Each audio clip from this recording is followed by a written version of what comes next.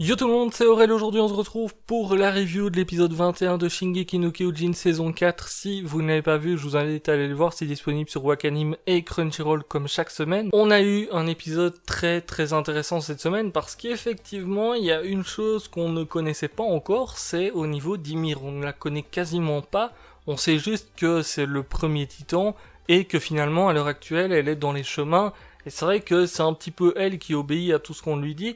Et bien dans cet épisode-ci, on a un petit peu plus de réponses parce qu'on apprend un petit peu ce qu'elle a vécu, notamment que c'était une esclave depuis sa naissance, finalement, de ce qu'on nous montre ici en tout cas. Elle était soumise au roi et au peuple finalement, parce que le peuple, ils en avaient rien à foutre d'elle, alors que elle essayait un petit peu, on va dire, d'aider tout le monde, c'est un petit peu ça. En fait, ils nous ont présenté Ymir comme si c'était quelqu'un de très gentil, et c'est effectivement le cas. Sauf qu'un jour, je vais pas vous refaire toute l'histoire, mais elle se fait expulser en soi de son village et pourchasser, et à partir de ce moment-là, elle doit se réfugier, et pour ça, elle trouve un arbre qui représente très certainement l'Yggdrasil ou des petites choses comme ça. Bon, je connais pas trop la mythologie, donc je vais éviter de rentrer dans les explications par rapport à tout ça. Je m'informerai aussi sur internet, voir un petit peu plus ce que ça dit, mais effectivement, elle rentre dans l'arbre et finalement on a un espèce d'insecte ou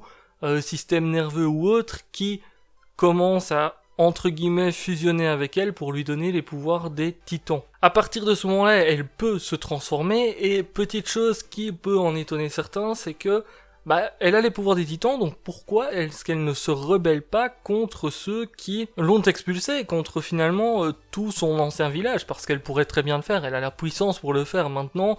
À partir de ce moment-là, vu que c'est dans le passé, à ce moment-là, il n'y avait pas d'armes pour lutter contre les titans, et c'était très certainement la personne la plus forte du monde, on va dire ça comme ça. Sauf que elle, comme je vous l'ai dit, depuis qu'elle est née, c'est une esclave, elle est restée esclave jusqu'au bout. Elle est restée fidèle à ses convictions, fidèle à ce qu'on lui a appris finalement. Enfin, c'est pas ce qu'on lui a appris, parce que vu qu'elle est née comme ça, est-ce qu'on pourrait pas dire que son côté esclave, il est inné chez elle ? Et du coup, même en titan, finalement, elle a aidé le village à se développer. D'ailleurs, on a vu à plusieurs moments des routes qui étaient en train de se créer, etc. Jusqu'au jour où ils ont décidé de la tuer et de la donner à manger à ses propres filles pour ensuite, développer, on va dire, ce peuple de titans, parce que le but, c'était effectivement d'avoir plein de successeurs pour que les titans dominent, entre guillemets, le monde. Et finalement, on a un petit parallèle qui a été mis aussi en avant dans cet épisode-ci, c'est qu'on voit à un moment donné Historia, et Historia, on le sait, à l'heure actuelle, la dernière fois qu'on l'a vue, elle était enceinte, donc elle suit effectivement un petit peu le chemin d'Ymir, ce qu'on lui a appris, donc parallèlement, elle est un petit peu soumise, effectivement, un petit peu comme Ymir l'était. Du côté de Sig et Eren, on a Sig qui lance l'ordre à Ymir d'empêcher les Eldiens de se reproduire. Sauf que, Ymir, effectivement, au début, elle l'écoute, mais on a vite Eren qui s'oppose un petit peu à tout ça. D'ailleurs, il y a Eren qui a réussi à se libérer de ses chaînes, et il va vers Ymir, il lui dit directement, non Ymir, t'es pas une esclave, t'es libre, tu peux faire ce que tu veux, je sais que t'attendais quelqu'un comme moi pour te libérer en soi, et à mon avis, il a pas tort, parce que Ymir, jusqu'ici, comme on le sait, comme on le voit dans les images de cet épisode-ci, tout ce qu'elle faisait dans les chemins, c'est créer les titans quand quelqu'un se transformait en titan, etc. Effectivement, on voit après les paroles d'Eren qu'elle ouvre enfin les yeux. D'ailleurs, on a un petit peu ça qui est montré, parce que pendant toute l'histoire d'Ymir, on voit les yeux de personne, très clairement, que ça soit de elle ou du roi ou du peuple d'une manière générale. Personne n'a les yeux ouverts, et là, quand Eren lui dit qu'elle est libre, qu'elle n'est plus esclave, etc., qu'il va la libérer, effectivement, on a Ymir qui ouvre les yeux. Je trouve ça un petit peu... alors, certains vont dire que je me trompe, mais c'est vrai que c'est un petit peu facile, en fait, parce que, effectivement,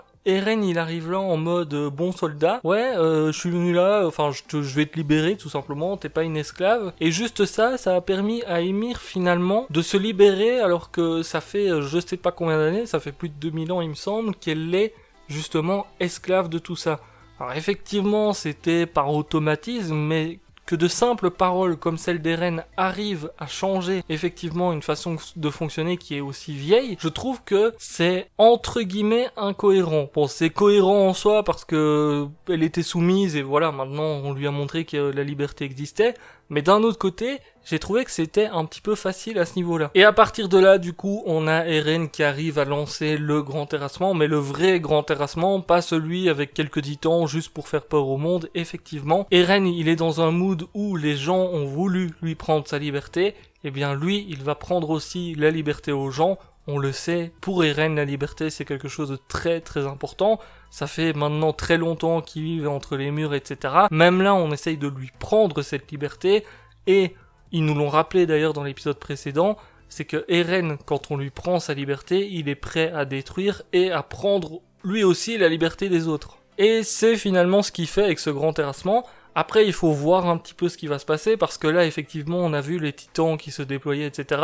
D'ailleurs, c'était cool, parce que le grand terrassement, c'est quelque chose qui me faisait énormément peur, parce que ça fait beaucoup de titans à animer, etc. Même si c'est pas des titans comme le titan assaillant, etc. qui sont en train de bouger ici.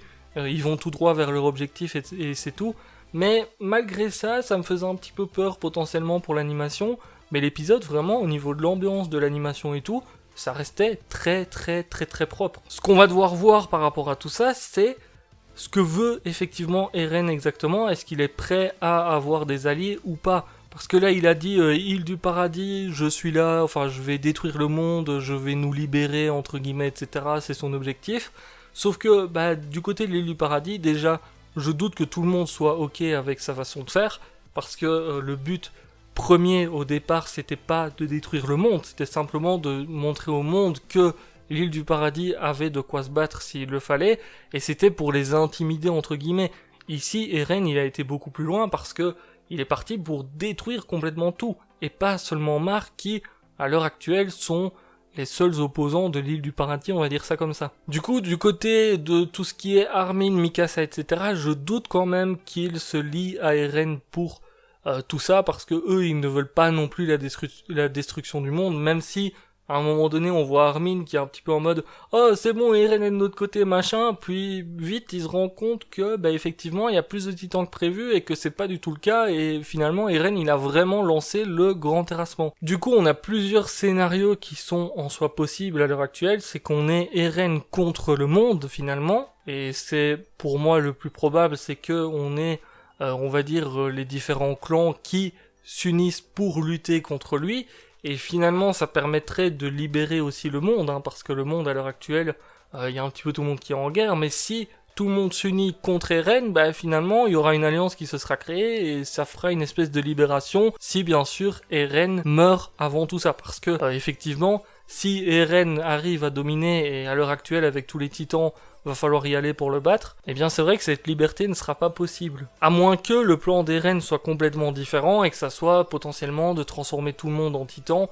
On sait pas trop ce qu'il peut faire à l'heure actuelle Eren, d'ailleurs au niveau de Sig on sait pas ce qui s'est passé non plus, mais potentiellement on peut se dire que Sig là il a été avalé par Eren parce qu'on le voit très rapidement, on va dire ce qui se passe. J'ai l'impression que Eren se transforme et potentiellement bouffe son frère en même temps, ou je sais pas trop, on aura très certainement des informations, mais à partir de ce moment là on peut se dire que potentiellement ils peuvent s'amuser à transformer un maximum de gens en titans, et puis que finalement, le monde, ça sera les titans, et puis c'est tout. Mais on a pas mal de petits scénarios comme ça. N'hésitez pas si vous avez des petites précisions, d'ailleurs, en commentaire par rapport à tout ce que je raconte, notamment sur l'arbre, sur l'espèce d'insecte qui a donné les pouvoirs à Ymir, etc. Parce que ça m'intéresse énormément, mais je pense que je ferai un petit tour sur internet, histoire d'avoir des infos.